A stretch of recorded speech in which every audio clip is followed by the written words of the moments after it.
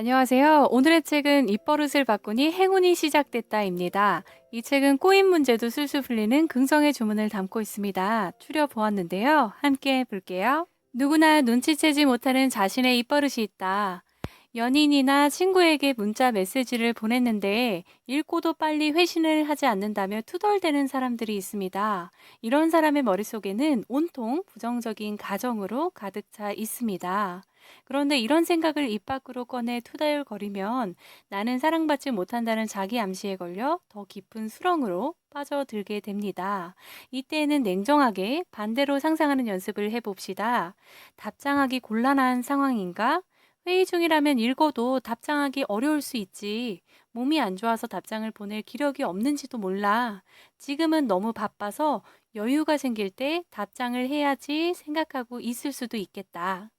이렇게 상황을 긍정적으로 바꿔 생각하는 노력을 하다 보면 부정적인 생각과 태도에 속박되지 않고 자신을 괴롭히지도 않으며 투덜거리는 습관을 고칠 수 있습니다. 바빠 죽겠다를 반복하면 악재가 줄줄이 따라온다. 특히 바빠 죽겠다며 약속을 자주 취소하는 사람을 주의하는 것이 좋습니다. 매번 바쁘니까 어쩔 수 없잖아 하는 핑계를 일삼는 사람은 지금의 관계를 소중히 하지 않거나 그 시간에 다른 일을 하고 있을 수 있습니다. 사람을 만날 때에는 그런 상황을 참으며 만날 가치가 있는지 잘 따져봐야 합니다. 바쁠 때일수록 열심히 하고 있는 자신을 향해 긍정의 주문을 외치면서 미소 지을 수 있는 여유를 가져봅시다. 잘했어. 조금만 힘을 내자. 조금씩 나아지고 있어. 비판이나 반대에 상처받지 않는 법. 네, 그렇지만이 아니라, 네, 그렇군요. 그래서, 라는 방식으로 완충 역할을 할 수 있는 쿠션을 대화에 넣어 정중하게 반론을 시도하는 것입니다.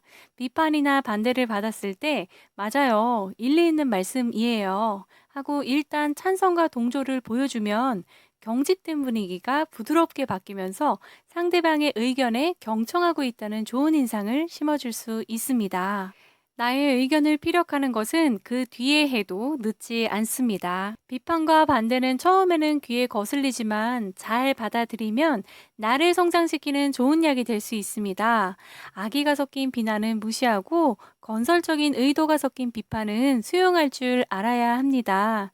누군가의 말 한마디에 움찔하거나 왈칵 화가 치밀어서 그건 그렇지만요 라는 말이 튀어나오려고 한다면 쿠션 화법을 이용해서 부드럽게 되받아치는 연습을 해봅시다. 그럴 수도 있겠네요. 솔직한 말씀 감사합니다. 아무리 못난 사람이라도 5개의 장점은 있다. 눈매가 살아있고 피부가 건강해 보여서 양복이 잘 어울리네. 말투가 약간 어눌하지만 신중하게 말하네. 이렇듯 가장 찾기 쉬운 외적인 것도 좋고 대화하면서 내면에 관해 찾아보는 것도 좋습니다. 좋은 점을 찾다 보면 생각이 연쇄작용을 일으켜서 5개를 훌쩍 넘는 경우도 벌어집니다. 첫 대면에서 이 사람은 영 아닌데 하는 생각이 들었다면 일단 게임하는 것처럼 5가지 장점을 찾아봅시다. 장점은 나타나는 것이 아니라 찾아내는 것입니다. 장점을 발견하려고 노력하다 보면 쉽게 보이지 않던 장점을 호감이 생기고 좋은 관계로 발전할 수도 있습니다. 장점을 찾는 것도 연습이 필요합니다. 우선 내가 가진 장점을 먼저 떠올려 봅시다. 그리고 상대방의 입장에서 내 장점을 찾아봅시다. 역지사지로 돌아본다면 마음이 너그럽고 유려한 사람이 될 수 있습니다. 나는 장점이 눈에 잘 띄는 사람일까? 감정을 전할 때에는 주어를 나로 바꿔라. 저는 당신이 이렇게 해줬으면 좋겠어요. 그러면 우리에게 더 좋을 것 같아요. 라고 하는 것입니다. 저는 당신이 제 기분을 생각해 주지 않는 것 같아서 속상해요. 말이 훨씬 부드러워지지 않습니까? 만날 때마다 습관처럼 늦게 오는 친구에게 주어를 넣어서 부드러운 말투로 나 매번 기다리는 게 힘드니까 시간 맞춰서 와주면 고맙겠어. 하고 말해 봅시다. 그러면 상대방은 지적보다 부탁받고 있다는 느낌이 들어 반발심이 생기지 않을 것입니다. 때로는 오는 말이 험한 말이라도 고운 말로 받을 수 있어야 합니다. 자존심을 굽히라는 말이 아니라 내가 원하는 것을 얻기 위한 똑똑한 전략이라고 긍정의 주문을 외쳐봅시다. 결과는 늘 내가 원하는 대로 향할 것이다. 말이 남긴 상처는 쉽게 아물지 않는다.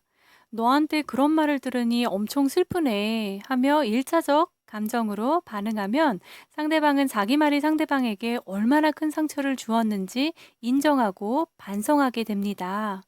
오늘 집안일이 쌓여 있어서 짜증이 났나? 회사에서 무슨 일이 있었나? 얘기 좀 들어봐야겠다. 이렇게 생각해 보면 아내의 행동에 화가 나는 것이 아니라 오히려 위로하고 이야기를 들어주고 싶은 마음이 생겨납니다. 이런 사고 습관이 몸에 배면 부부싸움을 하는 횟수가 현저히 줄어들 것입니다. 주변 사람들의 분노에 같이 분노로 응수하지 않도록 연습합시다. 부정적인 말을 자주 입에 담는다면 내 이미지를 망칠 뿐 아니라 아무것도 해결되지 않습니다. 화가 날 때에는 심호흡을 하면서 부정의 말을 긍정의 말로 바꿀 수 있는지 생각해 봅시다. 내가 이렇게 화를 내야만 해결될 일인가? 아침에 일어나서 하는 말이 하루를 좌우한다. 아침에 눈을 뜨면 오늘 하루도 멋진 하루를 만드는 거야. 오늘도 즐겁게 살아보자. 같이 의지를 충전시켜주는 말을 소리내 외쳐봅시다. 이야, 잘 잤다. 하고 큰 소리로 외치는 것입니다. 이는 불면증 개선에도 효과가 있으니 제대로 잠을 이루지 못하는 사람이라면 꼭 실천해 보기 바랍니다. 이때 커튼을 힘껏 젖히고 햇빛을 쐬면서 외치면 더욱 효과가 큽니다. 그리고 잠들기 전에도 나를 칭찬해주는 말로 하루를 마감해 봅시다. 오늘 하루도 고생했어. 멋진 하루였어. 같은 긍정적인 말을 스스로에게 들려줄수록 행복의 충만함 속에서 기분 좋게 잠들 수 있습니다. 불면 증세가 있는 사람이라면 자기 전에 잠옷을 갈아입고 좋아, 이제 자자 하고 선언하는 것도 좋습니다. 잠드는 시간이 훨씬 수월해질 것입니다. 그렇게 되면 좋겠어가 아니라 할 수 있다고 말하자. 사람은 행복해지기로 마음먹은 만큼 행복해질 수 있습니다. 간절히 원한다면 소리내어 말하세요. 상상의 그림이 점점 선명하게 현실로 바뀔 것입니다. 꿈은 내가 말하는 대로 이루어진다. 이렇게 일상에서 일어날 수 있는 일들에 대한 생각 습관을 보았는데요. 책 속에는 매력적인 사람의 입버릇, 성공하는 사람의 입버릇, 행운을 부르는 노트의 마법 등 우리 삶에 필요한 행운의 열쇠가 담겨 있습니다. 일, 관계, 감정이 좋아지는 53가지 긍정의 주문이 들어있으니 이번 기회에 읽어보시기 바랍니다. 문제 해결을 초월해서 모든 문제들이 술술 풀리는 행복한 지금의 날을 이어가시는 지혜를 꼭 얻어가시기 바랍니다. 지금까지 책 입버릇을 바꾸니 행운이 시작됐다. 야마나 유코지움 정은지 옮김 예문 아카이브였습니다. 세븐키즈였습니다. 감사합니다.